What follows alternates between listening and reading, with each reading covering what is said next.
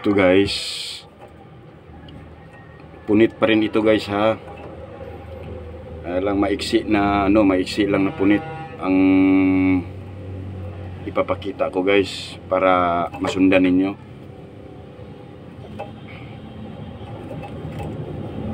Para masundan ninyo at madali lang kayong madali lang mabasa ninyo yung ano. Yan guys oh. Tsaka